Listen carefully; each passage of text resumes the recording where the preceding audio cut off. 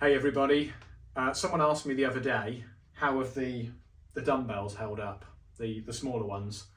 And I thought actually while I'm in the gym, I've just done a workout, I'll just do a quick whistle stop tour around the gym of the key equipment and talk about how's it held up, can I remember what I paid for it, would I buy it again?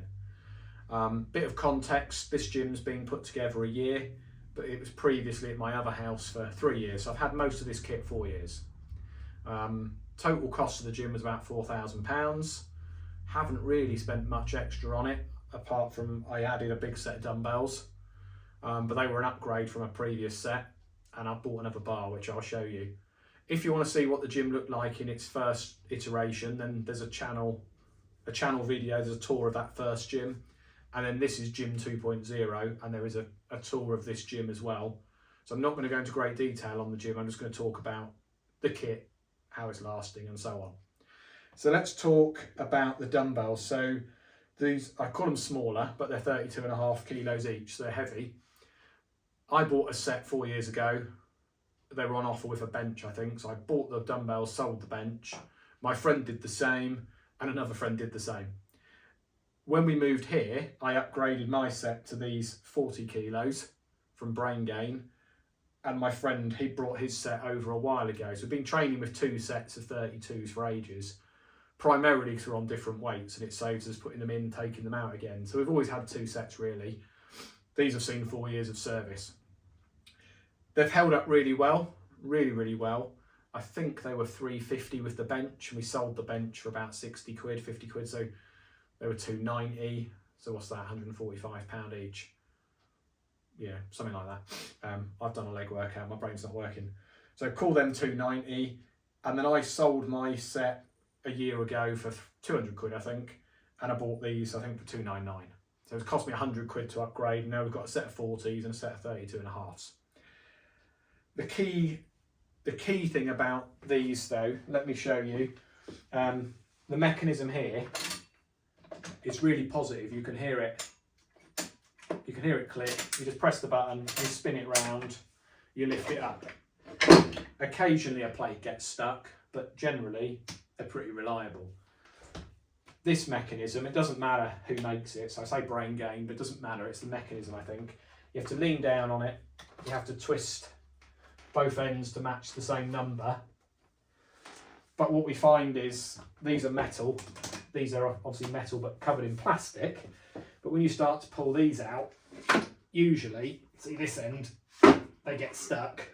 Sometimes they fall out. Once they're up, they're good. They never fall out when you're pressing. But you just have to make sure you've got the right weight. And then sometimes they're a bit tricky to get in and out. So when you've got 38 kilos or something, you're trying to put it back after you've just pressed it, and it starts to wind you up. So I still think they're good bang for their buck. And they're a good upgrade in terms of they give us more flexibility. I wouldn't buy that style of dumbbell again though, purely because of the mechanism. I would buy probably the Assassin Stealths, but they're $599, $299, $4,599. It's a big jump, but I think that's what I would do. I think I would go for another mechanism similar to those. Not to say don't buy these, just be aware of it. But once you get to those heavier weights and you're messing about with them, it does start to frustrate you and tire you out. So that's the dumbbells. Let's quickly talk benches. So the bench over here was 60 quid from, what was it, Hong Kong? Some generic, but it's rated to 250 kilos. We train in here 4 times a week, every week for 4 years. It still looks new. Nothing's really, there's one little nick on it, but other than that, the padding's still there. It's, yeah, brilliant, 60 quid bargain. This was, I think, 180 quid. I bought it primarily because it folds like an ironing board and I can get it on the wall, because the more stuff you can get off the floor, the better. Same really, it's held up really well. It's only rated to about 170, 180, so that's me plus 100 kilos, so if I'm incline, we're about there. If I'm flat benching, then what did I write? 114 for 1 rep at the moment is the PB, so we use this bench anyway. And this one tapers off at the top, so when you're flat benching, you just don't feel like your shoulders are as secure and stable as they should be. So I would definitely buy this again. This came from Fitness Superstore, I think, online, and this came from It says Homcom, but I think it was from a company called AOSOM, AOSOM. But it was, yeah, bargain. Sandbags, they've had quite a lot of use actually. Haven't quite had those 4 years. I stopped using them for about a year because I did my forearms in for a little while, and they're very forearmy, so they will make a reappearance. They are lasting very well. The sand doesn't spill out. You've got Velcro inside and you've got a zip.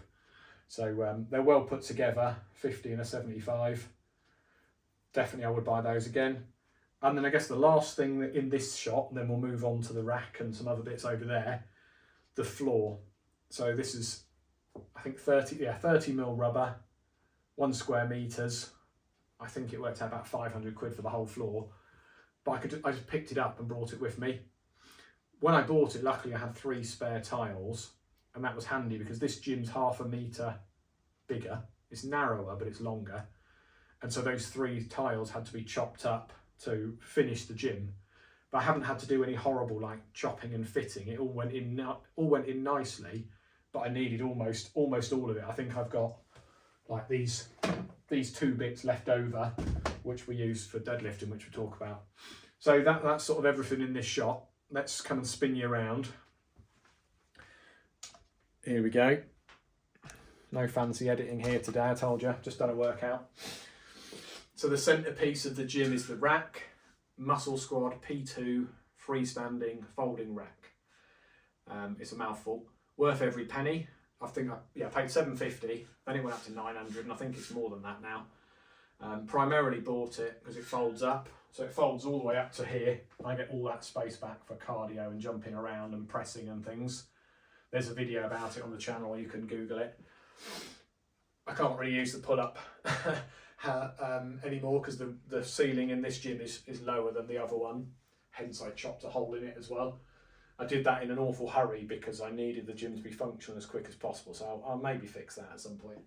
But the rack, it's brilliant. It folds up. You can see a little bit of wear and tear on some of the numbers and a little bit of surface rust here, but generally it's excellent. I think the safeties are rated to about 300 kilos. I've dumped at least 170, 180, 200 on it. I've rack pulled. We've abused it, but we keep an eye on it. Every 6 months we tighten all the bolts. Every few months we lube up the cables at the back. No question I'd buy it again. And when I moved, we took the cables off, we folded it up, we lay it down, and it just goes through a normal door. So it was 80 kilos, it's heavy, but it just posted through the door and we stood it back up. It just fit with this ceiling height to stand it up. So as soon as we got in, we could use the gym, and then we just had to chop this hole out to do the cables. And then behind, we can see a few things. We've got some bumper plates, use them every workout. I got 150 kilo set, and then I added 215, so I've got 180 kilos of bumpers, plus the bar, 200 kilos. Plus then I bought these fractional mirror fit plates. So in total there's 15 kilos, and they go 2.5, 2, 1.5, 1, half. So when you're pushing your limits, you can really, add a half kilo, add a couple of kilos. That makes a big difference when you're really pushing to your limits. So we've got 215 kilos we can squeeze on the big bar. I've got a 7-foot bar over here. It's a big gym bar, discontinued I think on Amazon now. They're about 180 quid. It's got bearings, it rolls, it spins like all good bars do. Apart from a little bit of surface rust in the winter, which we cover it in oil, give it a little layer of oil, and it goes away. Perfect, still going strong. But because this gym is not as wide, if we put it in the rack, we've only got about 6 inches either side to work with. So we bought, I say we, me and my training buddy, I bought it. This one, the Mirror Fit 6-foot international bar, it fits the rack. The only compromise is the collar is shorter, so you don't get as much weight on it. So it's great for benching. I mean, it's within my reach. I think we can get 120, 130 on it. I can't bench that yet, so that's cool. If we squat, you can use that. If you really want to push it, you can put the 7-foot bar in, except that it's a bit of a faff to get the weights on and off, but we don't squat so much at the moment. We don't squat and deadlift so much because my friend's hurt his back, so we work around that. In the corner you can see the Mirror Fit pads. again, when I'm deadlifting, I tend to put the deadlifts on there and I build a little platform with that flooring that I showed you. So they deaden the noise. There's a video on the channel about that. And they're really robust, really dense foam. So even with 180, 190 kilos on them, they barely sink and they really take the noise out of the deadlifts. And again, it's kind of for the floor, it's kind of for the bumper plates, kind of for the bar. Occasionally when you're maxing out, you're going to drop it. It just lands on the pads. So worth every penny. So far I'd buy everything again, I think, apart from I've maybe questioned the Brain Gain dumbbells. But again, not the brand, just the style, because loads of them that look like that. And then I think the last things we'll talk about, you can see there's lots of accessories in the background, but I got, with the rack, we got a dip horn bar thing. I don't use it because something about the angle just makes my shoulder wrong.